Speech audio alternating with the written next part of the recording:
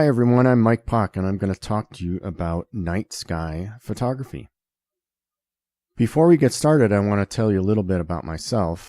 I'm a photographer and radio host in Colorado Springs. I own 3 Peaks Photography.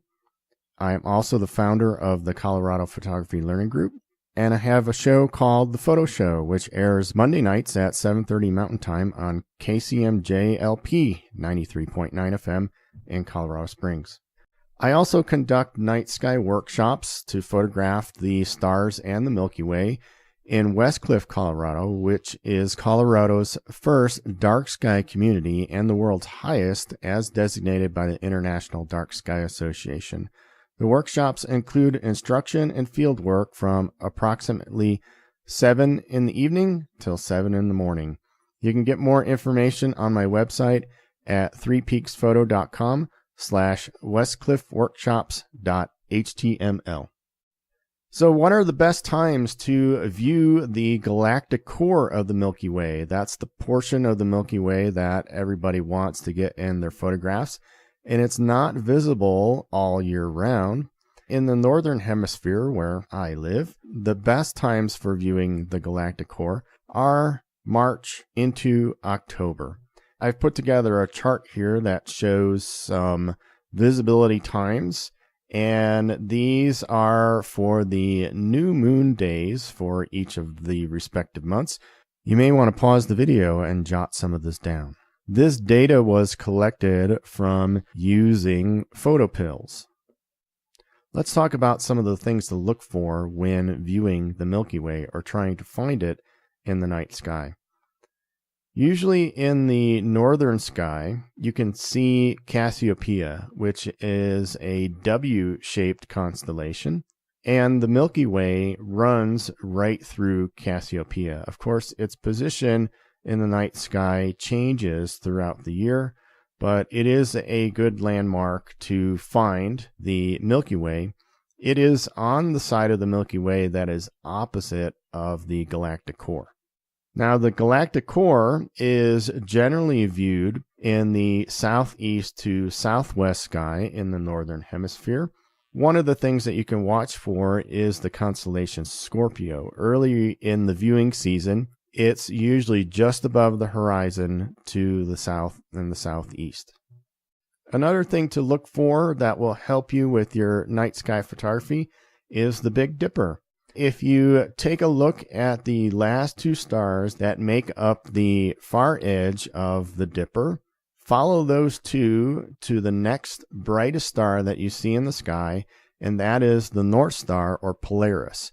Everything rotates around the North Star, and that's how you can get circular patterns in your star trails, like shown in this photograph. So what are you going to need to photograph the night sky? Well, you can't just go out there with your point and shoot or your cell phone and expect to get good photos of the stars and the Milky Way. So you do need a DSLR with an ISO range that goes up to at least 6400. Most shots are taken in the 3200 to 6400 range. You'll also need a wide-angle lens with a wide aperture. The wider the better to help control movement if you're trying to capture the stars as points of light. Some photographers will tell you that you need a lens that opens up to f2.8 or larger, but I have had pretty good success with f4 lenses, so you can use them as well. You'll need a sturdy tripod because you're going to be taking some long exposures, so your camera needs to be on something that's not going to move. Having a panoramic ball head will help you to stitch together those panoramic shots, especially those that you get early in the season when the Milky Way is arcing over the east-southeast sky. One thing that really helped me with my photography is investing in an L bracket. If you don't know what an L bracket is, look it up. It's a device that helps you go from a horizontal position to a vertical position without having to change the position of your tripod head. You'll also want a remote or a timer for those really long exposures, also to keep your hands off of the camera and reduce any camera shake. Bring with you some lights for light painting and also have plenty of spare batteries, especially in the cold, because batteries drain quickly in the cold. If it's cold outside, put your spare batteries in an inside pocket near your body so they stay warm. What else are you going to need beside your camera gear? Well, you're going to have a headlamp or a flashlight to help get around in the dark. You'll need warm clothing, especially out here in Colorado. It gets cold at night, even in the summertime, especially when you're at high altitudes. The key thing is to dress in layers. So you want a good insulating layer as well as a good outer windproof layer. Having something to cut the wind and keep it off of your body will help you stay warm. Bring with you a winter hat and some gloves. You also will need some good boots or hiking shoes because you'll be standing around, and in the case with my workshops, we do a little bit of hiking. Also bring with you plenty of water and snacks, especially if you plan to be out all night. It's also a good idea to have a first aid kit with you in case you need it. Now let's talk about camera settings. There are two different ways that we can photograph the night sky. We can photograph to capture the stars as points of light, meaning that there's little or no movement in the stars when you view the photograph. The other method involves taking long exposures so you get star trails instead of points of light. If we're taking photos to capture the stars as points of light, you want to be in the manual shooting mode as well as the manual focus mode. It's best to try to set your focus before it gets dark. Switch the switch on your lens to manual, then leave it there or put a piece of tape on your focus ring so it doesn't move. Otherwise, if you're in autofocus and trying to focus on a dark sky, your camera's not going to pick up enough contrast to focus on anything, so it will keep searching. So you need to set your focus beforehand and leave it in manual. You generally want to shoot at the widest aperture your lens allows you to, whether that be 1.2, 1.4, 1.8, 2.8, or 4. Shutter speeds are generally in the 20 to 30 second range, and you want to experiment with different shutter times just to see which gives you the best result as far as movement in the stars. And one of the things I will mention is that a lot of times you'll still get a little bit of movement in the stars, and you have to decide what you're okay with. If you're going to make big enlargements from your images, then you may want to use a shorter shutter speed. However, if you're just posting on the internet, longer shutter speeds should be fine. And you may notice more movement towards the edges of your photos because you're using such a wide angle lens. You're going to get some distortion, and those stars may look a little bit elongated. You want to turn your high ISO noise reduction off as well as your long exposure noise reduction. The long exposure noise reduction function is the one that takes a second shot in camera and then subtracts the noise that it sees in the 2 frames. So if you took a 30-second exposure, your camera is going to be working for another 30 seconds, and it's going to prevent you from getting those quick shots that you need if you're going to stack some images together to create star trails with shorter exposures. Experiment with your white balance settings. You can use auto white balance, or if you want a bluer tone to your sky, dial it down to 3200 to 3800. If you want a more orange sky, crank it up to maybe somewhere around 6000. Some of you may be familiar with this rule called the 500 rule. There's also a 400 rule and a 600 rule. What the 500 rule says is that dividing 500 by your focal length will give you an approximate shutter time so that you do not get movement in the stars and your stars remain as points of light. I'm going to tell you right here that this is an approximation, and it's a pretty loose approximation. I shoot with a full frame camera, and I also use a 14mm lens. So if you look at the chart, it says for a 14mm lens and a full frame sensor, 36 seconds is the exposure time that you should use to get stars as points of light. From my experience, if I use 36 seconds, I know I'm going to see movement in my stars. Generally, I'm shooting 20, 25, or 30 seconds. So just keep that in mind. This is a good starting point, and then you want to experiment with different exposure times to see what works best for your camera lens combination.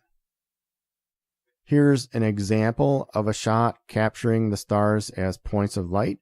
This was taken at one of the locations that we use for my workshops. The camera settings were aperture of f4, 30-second exposure, and ISO 6400.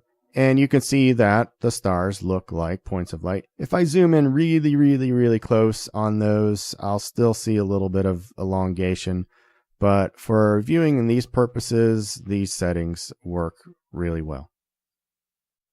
Here's another example showing the galactic core. Settings were aperture f4, shutter speed 30 seconds, ISO 6400.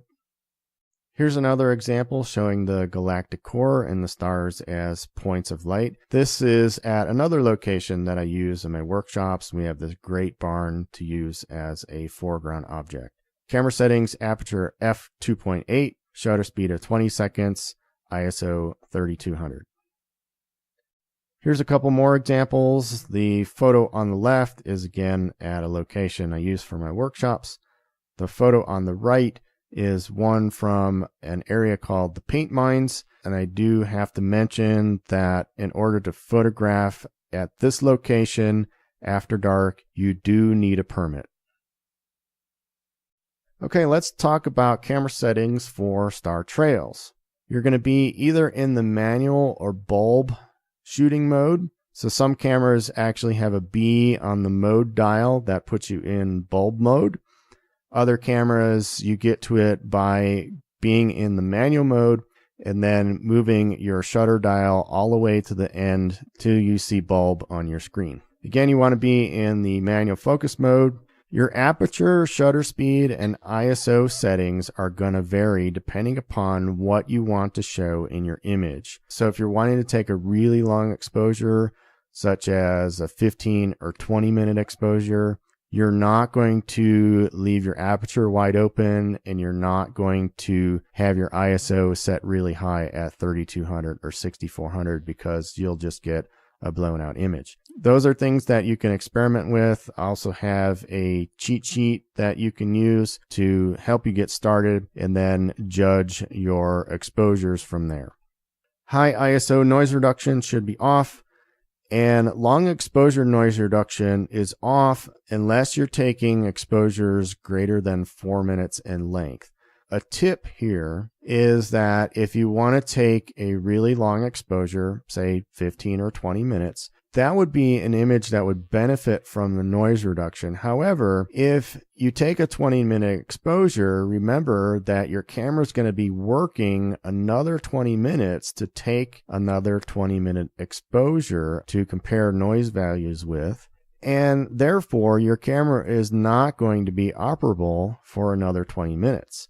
So what you may want to do is make that the last shot of your evening or morning, or maybe it's the last shot you take before you move to a different location. So let's say I want to take a 20-minute exposure. I set my camera up, I take my exposure. My camera then starts taking the second exposure. I can put my lens cap on, put the camera away, and put it back in my car or my backpack. As long as I don't turn it off, it'll be fine. So by the time you get to your next location, or by the time you get home, then your camera will be finished working. Just do not turn it off during this process. If you're taking a series of shorter shots to stack together to make really long star trails, you may want to use a timer or an intervalometer that will help you to continually take those exposures. Many of the Nikon cameras have intervalometers built in. Canon cameras do not. You can buy a Canon version or a third-party version. This star trail photo had an aperture of 4.5. It is a 13.7 minute exposure with the ISO 400. So you noticed I left my aperture almost wide open, but I reduced my ISO greatly because of the exposure time. If you're using your histogram to judge your exposure, most of the information in your file should be found in the first two sections on the left side of the histogram. And here's an example of what that looks like. So this shot was taken at one of the locations that I use for my workshops. And you can see in the histogram that I have two spikes towards the left-hand side, and then it trails off towards the right. So if you think about this, this makes sense because you're out somewhere in the dark. Most of the information in your photo is dark, so your histogram should be bunched up more towards the left-hand side. The information that we see in the histogram towards the right represents the stars in the sky and the light pollution along the horizon. So how do you focus when you're photographing the night sky? This is one of the trickiest things to do, but for me, what I have found, the easiest solution is to set your focus before it gets dark. Using your autofocus function on your camera, you can focus on something that's far off in the distance, then switch the little switch on your lens to manual, and either make a mental note or maybe make a little mark on your focus ring, or put a piece of painter's tape, some low-tack tape, on the focus ring. Make sure that you're not interfering with your zoom ring if you have one, and leave it there.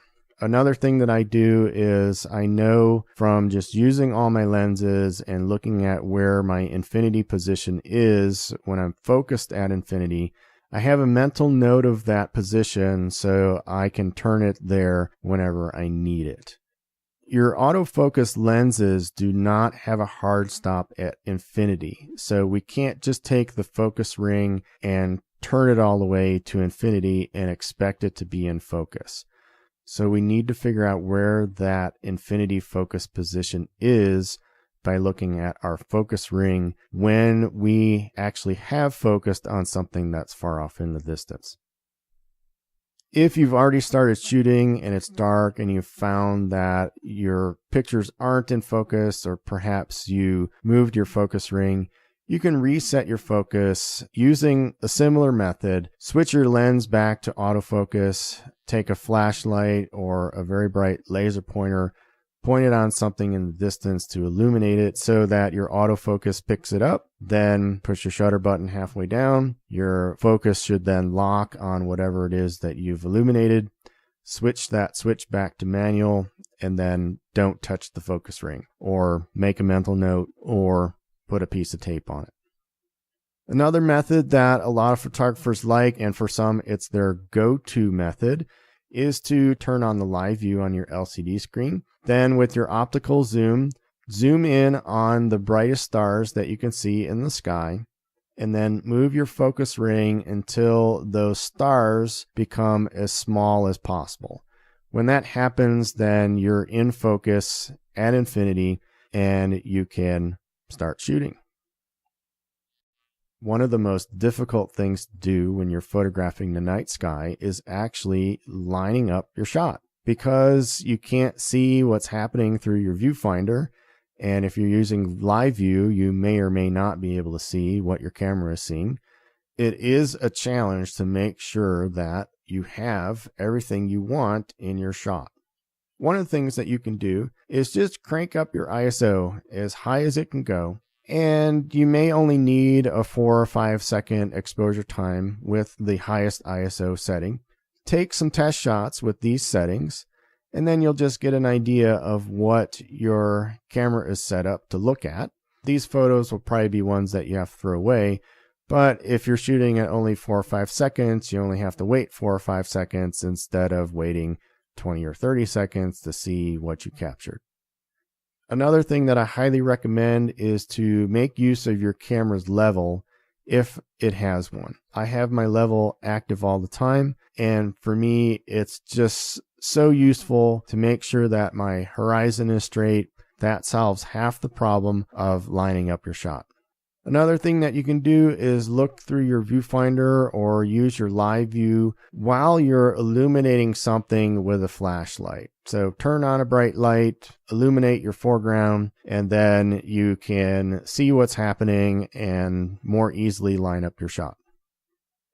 Here's a useful tip about using headlamps. A lot of headlamps have red bulbs and 1 or 2 levels of white light. Now, you can save your night vision by using a red light. However, it is often very difficult to see that you have your red light on. And this is what happens when you have your red light on and you forget about it. So your pictures will look like you're on Mars, and you'll tick off everybody else who's standing around you because you've just ruined their photos. It's often better to just turn your white light on just so you know it's on, and then you can turn it off when needed.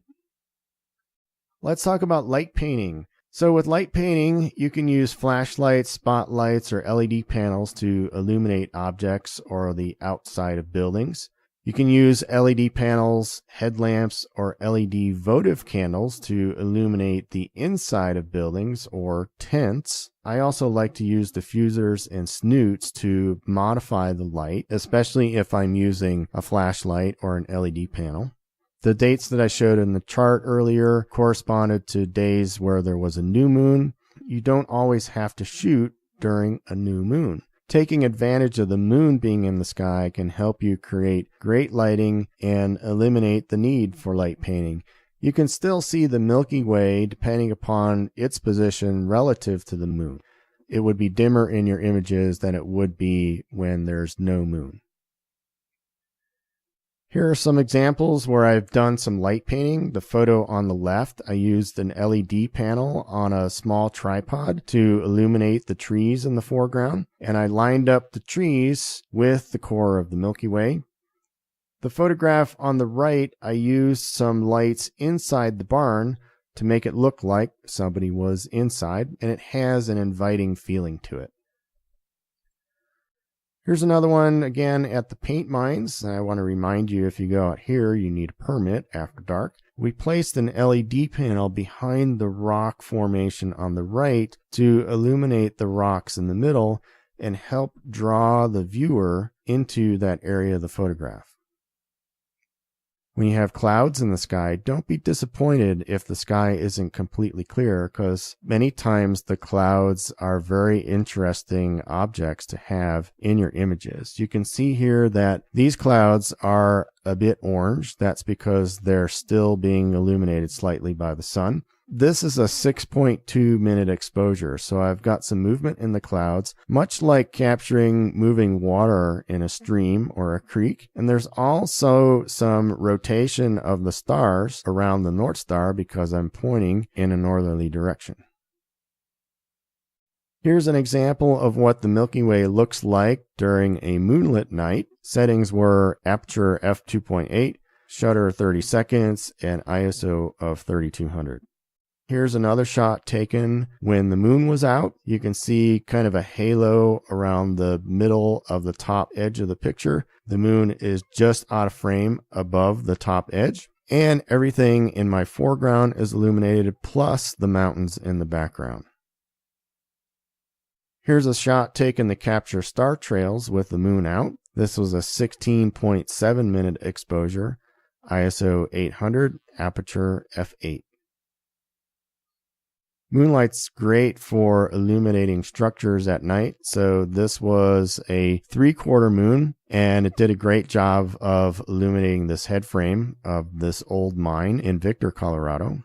Settings, aperture f2.8, shutter 20 seconds, ISO 3200.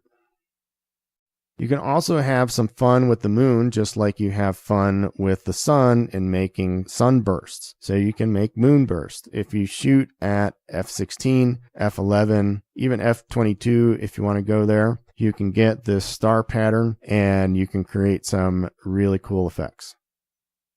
Here's a similar shot of the same structure, just a different view, and again with the what we'll call the moonburst. Here's a couple shots taken during a full moon. In the picture on the left, you can just barely make out the Milky Way. but you can see how much that moon illuminated the foreground and the mountains. The second shot is basically the same image, just zoomed in a little bit more. So the settings are aperture f4, 20 seconds, ISO 1600. On the right, f5.6, 20 seconds, ISO 1600. Let's talk about creating panoramic images. Generally, if you're using a wide-angle lens and you want to create a horizontal panorama, it's better to shoot a series of vertical shots because your distortions on those types of lenses typically happen along the outer edges. So if you have lined up your shot so that the sweet spot in each image is centered around your subject or subjects, when you stitch the images together, you can crop off the top and the bottom and get rid of the distorted areas. It's very, very helpful to use a panoramic tripod head and an L bracket, especially if you're doing vertical shots. It's going to help you rotate around the center of the body of the camera, creating better images to stitch together. And when you're shooting for a panorama, you want to overlap your frames 30 to 50% so that there's enough information for the software to use when merging the photos together. And you can stitch those using Photoshop, Lightroom, or other software programs that are made specifically for stitching panoramas. Here's a panorama I made with only 2 horizontal images, both taken at 30 seconds, f4 at ISO 6400. Here's one taken at one of the locations I use for my workshops. This is a set of 13 vertical images, each shot at 25 seconds with an ISO 3200 and an aperture of f2.8. Here's another one taken at the paint mines. This is 7 vertical images, each at 25 seconds, aperture f2.8, ISO 3200. Stacking is the process of blending several images together to create star trails and to help with noise reduction. So you can do this in Photoshop very easily, and you can also use programs like Star Stacks to blend your images together. Here's an example of a photo that I created by stacking 11 images together. Each of them were shot at f2.8 with 2 minutes of exposure at ISO 3200. In this example, you're taking shorter exposures and then stacking them together in order to create longer star trails. So in order to stack images in Photoshop, what you do is you take each frame and load it into the same file. Each frame then becomes its own layer. And then what you do is you select all of the layers except for the bottom one, change the blending mode to lighten. What that does is allow the lighter information, which happens to be the stars, to show through, and then you end up with your star trails. It's actually really simple. Sometimes it's to our advantage to create a composite image, and what we would do is shoot separate exposures for the foreground and the sky. So you can take a set of exposures for the sky to capture the stars as either points of light or as star trails. And then you would take a longer exposure, lower ISO frame to expose the foreground. The reason we do that is if we have a foreground that's not illuminated, it can be very dark, and it's in these dark areas that we have most of our noise. So if we create a different exposure for our foreground, we can then combine those exposures together in Photoshop to take advantage of having good exposures for both the foreground and the sky. Here's an example of a composite I made. One exposure for the foreground, which was 133 seconds, and one exposure for the sky, which was 30 seconds. Photographing the night sky is a lot of fun, And you'll notice that when you're out there, the time goes by really, really fast. I also want to encourage everyone to just be creative. Play around with lights, try different settings like changing your aperture, changing your shutter speed, even changing your white balance. This is an image we shot at one of our workshop locations. We just happened to notice that as this person in our group was looking in this room at the end of this barn with their red headlamp on, that it created a really cool effect. So we told them to stay there and we got some cool shots. Here's another one with my assistant Don playing around with some lights that I have. And this is actually 2 exposures. He moved from one position to the next in the separate frames, and I just blended the images together. Here's one where we were trying some different ways to illuminate the barn with a flashlight. And in this one, we were able to paint the front of the barn. But then I asked my friend John to shine his flashlight up in the sky, hoping to capture the beam of light going into the sky. And I noticed that when he did that, it was illuminating the roof of the barn. So I asked him to move the flashlight to a good position where we got most of the roof of the barn illuminated. Having a tent as a prop is a lot of fun. And actually in these 2 pictures, this is the same tent, just different lights. In the picture on the left, you can see that there's a person inside the tent.